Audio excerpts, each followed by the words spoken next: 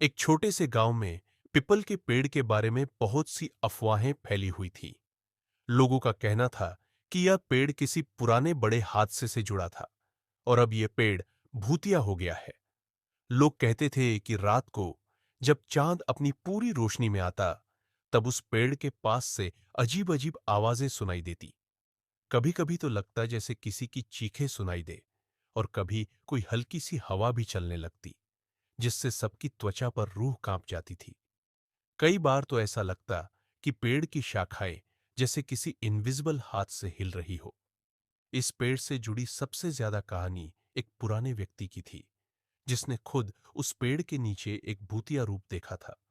वह बुरी तरह डर के मारे कांपते हुए यह बताता कि उसने पेड़ के नीचे किसी काले धब्बे जैसा कुछ देखा था।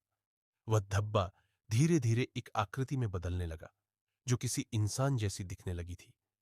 धीरे धीरे वह आकृति बहुत पास आ गई थी, और अचानक उसने एक भयानक चीख मारी। उस चीख के बाद वह आकृति न जाने कहां गायब हो गई। गांव में यह कहानी फैल गई थी, और कोई भी रात के समय उस पेड़ के पास जाने की हिम्मत नहीं करता था। लेकिन एक दिन एक नौजवान लड़का मोहन नाम का गांव में आया। मोहन को हमेशा से अजीब और रहस्यमय चीजों में रुचि थी। उसने सुनी थी कि इस पेड़ के पास कुछ भूतिया घटनाएं घट चुकी है, लेकिन उसे यह सब बस एक कहानी ही लगता था। वह नहीं मानता था कि ऐसी कोई चीज हो सकती है, और उसने ठान लिया कि वह खुद रात के समय उस पेड़ के पास जाएगा और देखेगा कि असल में क्या है। वह एक रात अकेले पीपल के पेड़ के पास पहुंचा। हवा हल्की थी, और चाँद की रोशनी में पेड़ का तना कुछ और भी डरावना लग रहा था।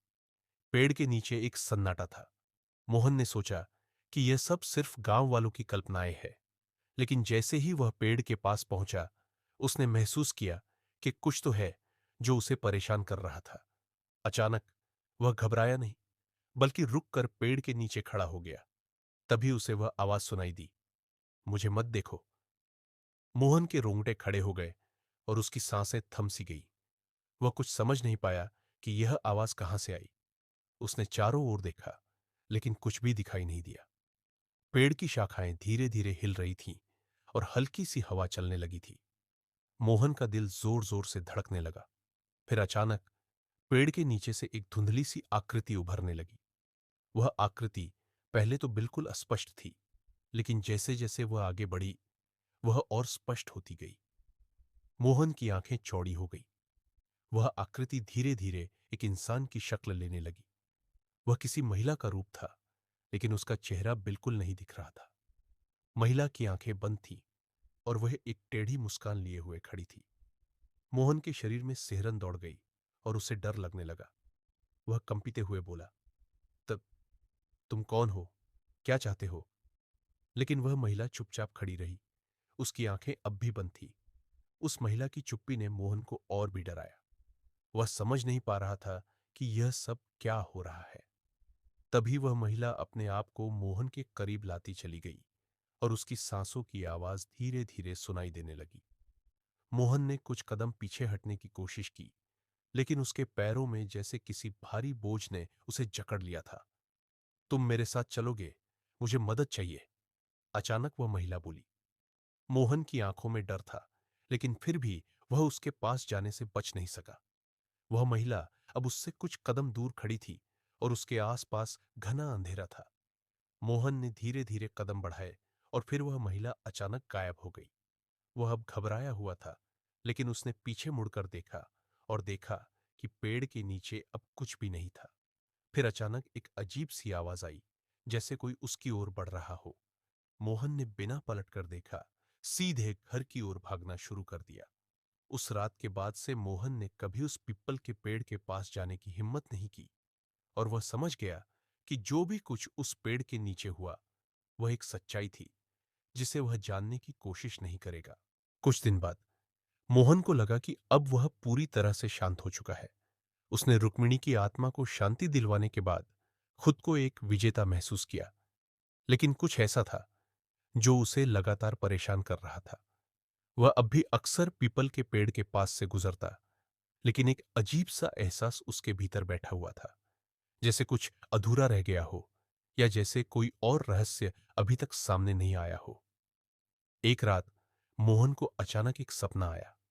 सपना ऐसा था कि वह पीपल के पेड़ के पास खड़ा था और रुक्मिणी की आत्मा फिर से उसे दिखाई दी। लेकिन इस बार उसकी आंखों में शांति नहीं थी। वह डरी हुई और घबराई हुई लग रही थी। उसकी आवाज में भय था। तुमने मुझे शांति दी, लेकिन अब तुम्हारी मदद चाहिए मोहन। मोहन घबराया हुआ उठा और बिस्तर से बाहर कूद पड़ा। यह सपना इतना वास्तविक था कि उसने महसूस किया कि कुछ गलत हो रहा था। अगले दिन मोहन फिर से पीपल के पेड़ के पास गया, लेकिन वहां सब कुछ सामान्य था।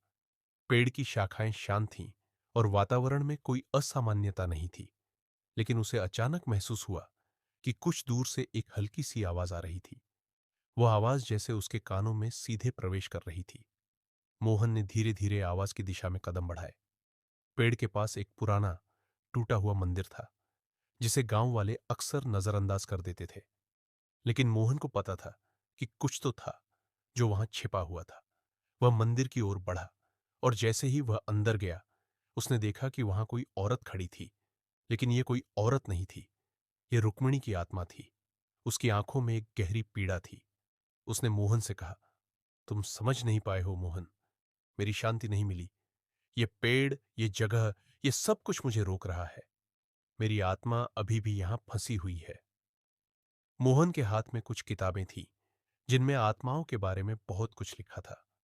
उसने समझा कि रुक्मिणी की आत्मा को पूरी शांति देने के लिए उसे और गहरी पूजा करनी होगी। लेकिन यह पूजा साधारण नहीं थी। यह एक उच्चतम प्रकार की पूजा थी, जो बहुत शक्तिशाली और खतरनाक भी हो सकती थी। वह किताबों में लिखे गए पुराने मंत्रों और विधियों को ध्यान से पढ़ने लगा। यह विधि उन आत्माओं के लिए थी जो न केवल मृत थीं, बल्कि जिनकी आत्मा ने एक प्रकार का प्रकोप फैलाया हो। रुक्मिणी की आत्मा सिर्फ शांति नहीं चाहती थी, बल्कि वह एक बड़े बदलाव की ओर इशारा कर रही थी। उसके पीछे कुछ और शक्तियां थीं, जो अब रुक्मिणी की आत्मा का पीछा कर रही थी।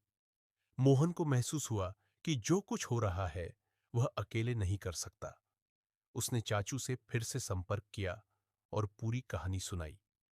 चाचू ने उसे समझाया, यह सब तुमसे ज्यादा बड़ा है मोहन। पीपल का पेड़ सिर्फ रुक्मिणी की आत्मा का घर नहीं है।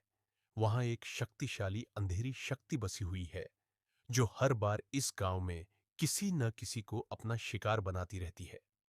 चाचू ने मोहन को बताया कि बहुत पहले गांव में एक बहुत ही बुरी और शक्तिशाली आत्मा को एक साधु ने इस पेड़ में बंद कर दिया था। वह आत्मा कभी नहीं मर पाई, लेकिन उसका प्रभाव गांव पर हमेशा बना रहा। वह आत्मा ही रुक्मिणी की शांति के रास्ते में रुकावट थी। तुम्हें अब इस पेड़ की जड़ तक जाना होगा मोहन, चाचू ने कहा। तुम्हें उस आत्मा को मुक्त करना होगा और इस पेड़ के रहस्य को सुलझाना होगा। अब मोहन के पास और कोई विकल्प नहीं था, उसे यह करना ही था। रात फिर से आई और मोहन ने अपनी पूरी तैयारी की। वह पुराने मंत्रों के साथ चाचू द्वारा दी गई तंत्र विधियों का पालन करते हुए पीपल के पेड़ की ओर बढ़ा। उसके मन में डर था, लेकिन वह जानता था कि यदि उसे रुक्मिणी की आत्मा को पूरी तरह से मुक्ति दिलानी है, तो उसे इस बार अकेले ही अपनी ताकत और साहस पर विश्वास करना होगा। वह पेड़ के पास पहुंचा और जैसे ही उसने मंत्रों का उच्चारण करना शुरू किया, पेड़ के नीचे की मिट्टी से एक भयंकर शोर उठा। अचानक पेड़ की शाखाओं में अजीब सी हरकतें हुईं। एक काले धुएं का बादल पेड़ के चारों ओर फैलने लगा। मोहन ने अपनी आंखें बंद की और गहरी आवाज में मंत्रों का जाप जारी रखा। फिर अचानक सब कुछ शांत हो गया। वह धुआं गायब हो गया और पेड़ की शाखाएं स्थिर हो गईं। मोहन ने अपनी आंखें खोली और देखा कि रुक्मिणी की आत्मा, जो अब तक डर और पीड़ा से भरी हुई थी, अब एकदम शांत हो चुकी थी। उसकी आंखों में अब कोई दर्द नहीं था, केवल शांति थी। धन्यवाद मोहन, रुक्मिणी ने कहा और फिर धीरे धीरे गायब हो गई। वह रात मोहन ने महसूस किया कि अब उस पेड़ के नीचे जो रहस्य था, वह खत्म हो गया था। रुक्मिणी की आत्मा को अब शांति मिल चुकी थी और उस पेड़ से जो काली शक्ति थी, वह भी मुक्त हो चुकी थी। वह जानता था कि कभी-कभी हमें भूत प्रेत या आत्माओं से डरने की बजाय उनके दर्द को समझने की कोशिश करनी चाहिए। तभी हम उनका सही रूप में सामना कर सकते हैं और शांति पा सकते हैं।